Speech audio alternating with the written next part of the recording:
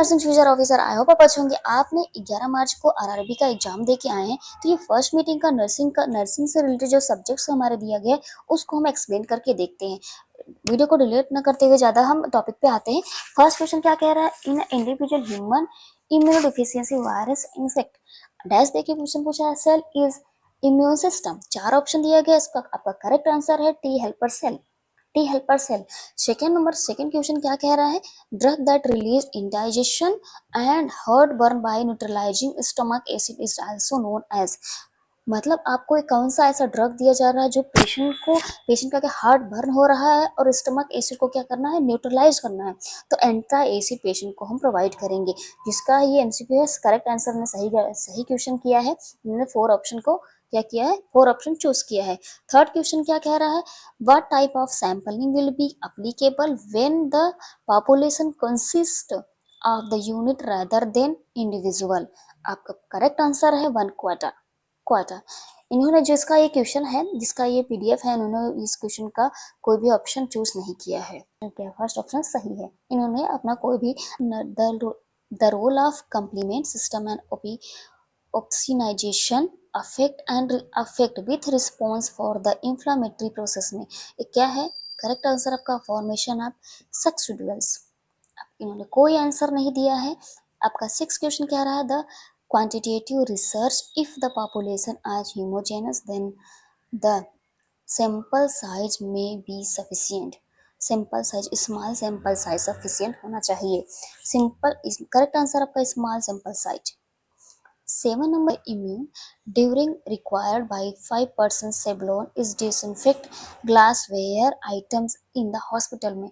मतलब एक सेबलोन है 5% का, हॉस्पिटल में ग्लास है उसको कितना मिनट में हम क्या करेंगे, डिसइंफेक्ट करेंगे। तो 10 मिनट में हम क्या करेंगे, डिसइंफेक्ट करेंगे। आपका 8 क्वेश्चन क्या है, which of the following year drop is the use for the treatment of swing year. Swing year दिया गया, मतलब स्विंग ईयर कुछ स्विंग सा हो रहा है, उसमें हम कौन सा ईयर ट्रीटमेंट प्रोवाइड करते हैं, एंटी एसिड प्रोवाइड करते हैं ईयर ड्रॉप के लिए। इन्होंने वो 2 नंबर ग्लिसरीन चूज किया है। administration of the side of administration of hepatitis B vaccine is a newborn में कौन से anterolateral aspect of mid thigh पे क्या करते हैं, हम प्रोवाइड करते हैं। Membranes are ruptured before onset of labour is called. मतलब लेबर से पहले जो मेम्ब्रेन्स है वो रैप्चर्ड हो चुका है, उसे क्या कहते हैं, प्रीमैच्योर रैप्चर्ड करते हैं। प्रीमैच्योर रैप्चर्ड का correct answer premature raptured. 11 question क्या है, which of the following symptoms of shock का सिम्टम्स क्या है। आपका करेक्ट आंसर रैपिड ब्रीथ, मतलब रैपिड ब्रीथिंग बहुत जल्दी हो जाएगी और पल्स जो होता है वो वीक हो जाएगी। When a kidney fail to develop while other kidney is present with normal size condition as functioning and congenital disease is called।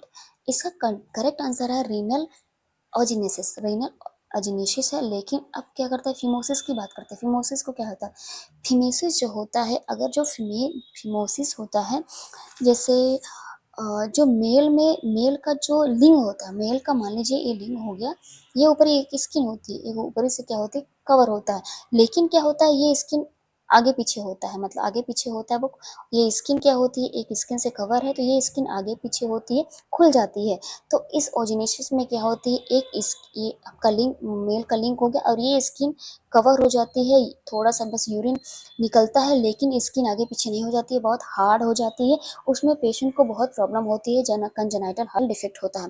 Congenital defect होता है और इसमें स्वेलिंग हो जाती है, यूरिनेशन में प्रॉब्लम होती है, बच्चे को काफ़ी सारा डिफिकल्टी फील करने को देखने को मिलता है इसमें, फिमोसिस में।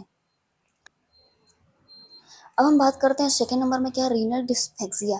रीनल डिस्फेक्सिया में क्या होता है, इस कंडीशन, ये भी क्या है, एक कंजेनाइटल डिफेक्ट है, ये भी एक कंजेनाइटल डिफेक्ट होता है। कंजेनाइटल डिफेक्ट होटल की जो किडनी होती है अब नॉर्मल देखने को मिलता है और सिस्ट लाइक स्ट्रक्चर बन जाती है और फंक्शनिंग टिश्यू हो जाते हैं इसमें, फिशर रीनल डिस्फेक्सिया में। अब और लास्ट वाले में क्या होता है, हॉर्स लाइक सूज। इसमें क्या होता है, किडनी जो होती है हॉर्स, एक घोड़े की सूज की तरह देखा जाता है, घोड़े की सूज की तरह देखा जाता है। और अब हम बात करते हैं ओजेनेसिस। रीनल ओजेनेसिस का मतलब क्या होता है? रीनल ओजेनेसिस में क्या होता है, जो फीटल एक कंजेनिटल हार्ट डिफेक्ट तो होता है, लेकिन जो इसमें टू टाइप्स के होते हैं, एक होता है यूनिलेटरल, एक होता है आपका यूनिलेटरल, एक होता है बाइलेटरल, यूनिलेटरल में क्या होता है, एक किडनी अब्सेंट होती है, एक किडनी प्रेजेंट होती है, इसमें क्या होता है, फीटल सर्वाइव कर जाता है। और बायोलेटरल में क्या होता है, बोथ किडनी अब्सेंट होती है, इसमें फीटल सर्वाइव नहीं कर पाता है। और ये बायोलेटरल जो होता है, बायोलेटरल को हम किस नाम से भी, आपके इस भी क्वेश्चन से आपको इस नाम से भी क्वेश्चन, इसको किस सिंड्रोम से, पोर्टल सिंड्रोम से भी इसको जाना जाता है। आपके एग्जाम में डायरेक्ट क्वेश्चन पूछा जा सकता है, पोर्टल सिंड्रोम। पोर्टल सिंड्रोम भी आपके पूछा जाता है, what is a portal syndrome से भी आपका क्वेश्चन पूछा जा सकता है। अब हम नेक्स्ट क्वेश्चन से बात करते हैं। 12 नंबर क्वेश्चन क्या कह रहा है, which of the following hepatitis virus is classified as DNA virus? कौन सा hepatitis B DNA virus correct answer है आपका। अगर आपको वीडियो अब अच्छा लगा तो लाइक कर दीजिए, 14 नंबर सब्सक्राइब कर क्वेश्चन की दीजिए, बात शेयर करते हैं। करना ना 14 भूलिए। Number, friend what thank is you. The